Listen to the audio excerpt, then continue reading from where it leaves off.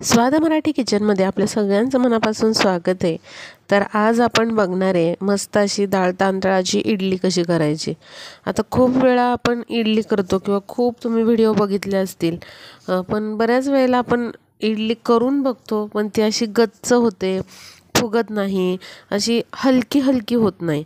इडली कशी व्हायला पाहिजे तर हलकी हलकी अशी मऊसूत व्हायला पाहिजे, अगदी कापसासारखी व्हायला पाहिजे। तर आपण किती वेळा तरी प्रमाण बरोबर घेतो पण अशी ती खूप घट्ट होते इडली, अशी मस्त स्पॉन्जी होत नाही। तर त्यासाठी नेहमीची पद्धत न वापरता अगदी सोपी पद्धत मी सांगितलेली आहे, लगेचच बघूया। इथे बघा मी तांदूळ घेतलेला आहे। कोणताही घरातला तुम्ही तांदूळ घ्या, जुना तांदूळ असेल तर खूपच उत्तम। तर इथे 4 वाटी तांदूळ मी घेतलेला आहे। आता घरातली एखादी वाटी घ्यायची आणि त्याने तांदूळ मोजून घ्यायचे आणि त्याच तांदळाने आता बाकीचं पण साहित्य तुम्हाला घ्यायचं आहे। तर ही एक वाटी मी घेतलेली, तर याच वाटीने मी 4 वाटी तांदूळ आणि इथे पाऊण वाटी आपल्याला उडदाची डाळ घ्यायची। पाऊण वाटी म्हणजे किती, 1 वाटीला पाव वाटी कमी। आता एवढी उडदाची डाळ घ्यायची आहे। आता याच वाटीने सगळं साहित्य मी घेणार आहे। तर इथे तुम्हाला लक्षात आलं असेल की डाळ तांदूळ वेगळं न घेता एकत्रच घ्यायचं आहे। आता बघा अर्धी वाटी साबुदाणा घ्यायचा आहे। साबुदाणा कशासाठी तर इडली पांढरी शुभ्र होण्यासाठी, ही खूप सिक्रेट इन्ग्रेडियंट आहे। आणि त्याचबरोबर अर्धा वाटी आपल्याला पोहे घ्यायचेत, कांदे पोहेचे घ्यायचे, कांदे पोहेचे पोहे आपल्याला घ्यायचे आहेत। आता हे सगळं आपल्याला एकत्रच भिजवायचं आहे। आता त्यामध्येच आपण टाकूया पाव चमचाभर मेथीदाणे। मेथीदाणे कशासाठी टाकायचे तर जी पीठ आंबतं किंवा फुगतं, फर्मेंट होतं, तर ते पीठ फर्मेंट व्हायला मेथीदाण्याची खूप मदत होते, त्याच्यामुळे आपल्याला मेथीदाणे याच्यामध्ये टाकायचे असतात। आता पाणी भरपूर टाकायचं, चांगलं व्यवस्थित हे सगळं धुवून घ्यायचं, हाताने चोळून चोळून असं धुवून घ्यायचं आहे आपल्याला 3-4 पाण्याने। म्हणजे काही या डाळींना तांदळाला पावडर लावलेल्या असतात तर त्या पण सगळ्या निघून जातात। तर चांगलं व्यवस्थित आपल्याला धुवून घ्यायचं आहे आणि धुवून घेतल्यानंतर आपल्याला याच्यामध्ये भरपूर पाणी टाकायचं आहे। बघा हे सगळं व्यवस्थित छान ह्याच्यामध्ये बुडलं पाहिजे, छान हे भिजत राहिलं पाहिजे। आणि आपल्याला हे पुन्हा पीठ दळत असताना अगदी स्मूथ असं पीठ झालं पाहिजे, त्यामुळे आपल्याला छान असं भिजवून घ्यायचं आहे। इथे ह्या सगळे डाळ तांदूळ व्यवस्थित भिजत ठेवणं पण खूप महत्त्वाचं असतं।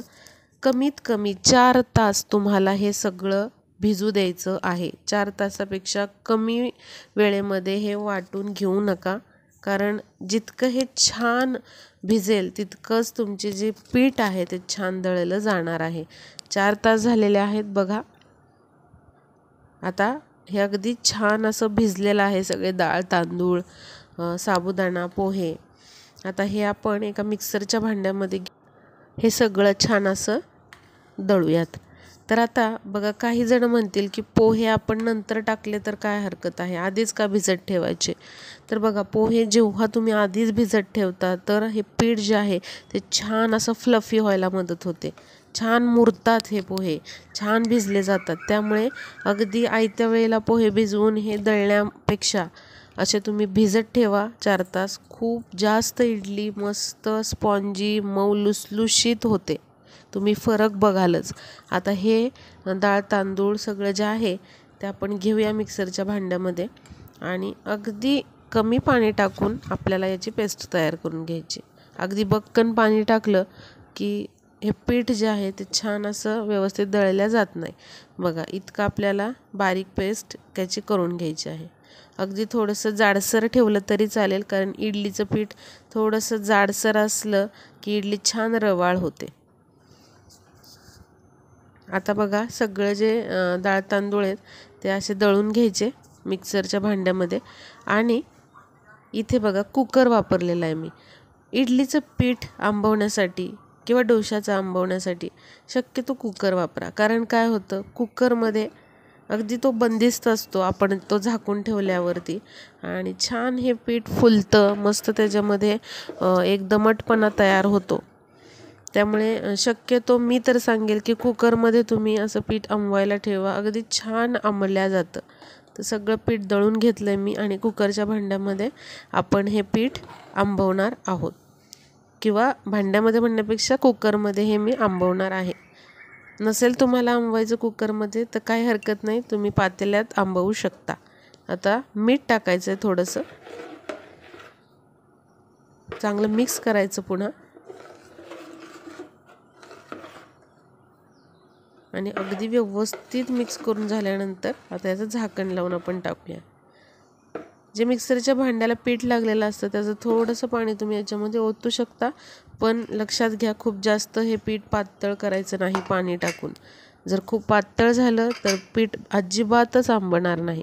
आता कुकरचं झाकण लावताना त्याची जी रिंग आहे रबरची ती काढायची नाही, शिट्टी देखील काढायची नाही आणि छान याच्यामध्ये एक दमटपणा तयार होतो आणि त्याने हे जे पीठ आहे ते छान अगदी आंबतं आणि मुख्य म्हणजे असा पिठाचा वास येत नाही. एक प्रकारचा वास कधी कधी येतो पिठाला आंबट असा, तो येत नाही, पण पीठ तर खूप छान आंबतं.